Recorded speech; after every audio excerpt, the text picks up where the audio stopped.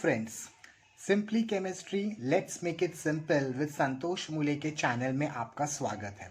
Friends, हमारे आज का टॉपिक है orbits and orbitals part 1। Friends, ये जो टॉपिक है हम दो पार्ट में डिस्कस करेंगे। आज के पार्ट में हम ऑर्बिट और ऑर्बिटल का कंसेप्ट क्लियर करेंगे। पार्ट 2 में हम ऑर्बिटल्स को बहुत डिटेल में जानेंगे। चलो फ्रेंड्स, शुरू करते हैं। पहले स्टार्ट करते हैं विद ऑर्बिट्स। आपको तो मैंने मेरे पहले वीडियो में बताया था, जब मैंने पोस्टुलेट्स ऑफ बोर्स डिस्कस किए थे, कि ऑर्बिट्स एक फिक्स सर्कुलर पाथ है around the nucleus in which electron revolves. आपको मैंने बताया था कि एटम के सेंटर में न्यूक्लियस होता है और उसके इर्द गिर्द इलेक्ट्रॉन रिवॉल्व करता है एक फिक्स सर्कुलर पाथ में, जिस पाथ को हम ऑर्बिट्स बोलते हैं। अब फिर ये ऑर्बिटल्स है क्या? अभी ऑर्बिटल्स का टेक्निकल डेफिनेशन हम देखेंगे कि it's a 3 dimensional space around the nucleus where the probability of finding the electron is maximum.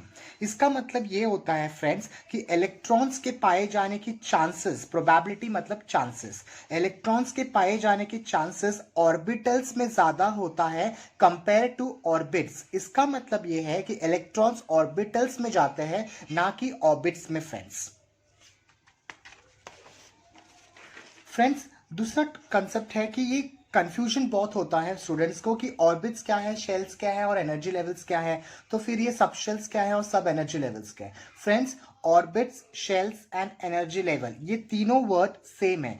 एक ही चीज को तीन नाम है। आप ऑर्बिट्स को चाहे तो शेल्स बोल सकते हैं या चाहे तो एनर्जी लेवल्स बोल सकते हैं। उसी तरह ऑर्बिटल जो होते हैं उन्हें आप सब शेल्स बोल सकते हैं या सब एनर्जी लेवल्स बोल सकते हैं। इसका मतलब है कि ऑर्बिटल्स ऑर्बिट्स में जाता है, सब शेल्स शेल्स में जाते हैं और सब एनर्जी लेवल्स में जाते हैं।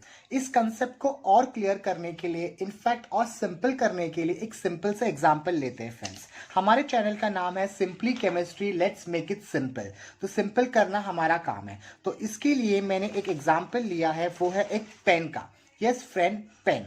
आपको तो पता है पेन में एक कवर होता है, पेन का कवर, फिर उसमें होता है रिफिल और इंक इस रिफिल के अंदर जाता है और फिर रिफिल इस पेन के कवर में जाता है, तब जाके एक पेन रेडी होता है। फ्रेंड्स, अभी आप इमेजिन करिए, ये जो पेन का कवर है ना, उसे ऑर्बिट इमेजिन करिए, रिफिल को ऑर्बिटल और इंक को जो इलेक्ट्रॉन है। तो आपको तो पता है फ्रेंड्स, इंक जो है वो रिफिल में जाता है, कभी भी इंक पेन कवर में नहीं जाता। तो उसी तरह इलेक्ट्रॉन जो है वो ऑर्बिटल में जाता है और फिर ये वाला ऑर्बिटल आपके ऑर्बिट में जाता है। तो this is your orbit, this is your orbital and the ink is your electron. Electron goes into the orbital and the orbital goes into the orbit.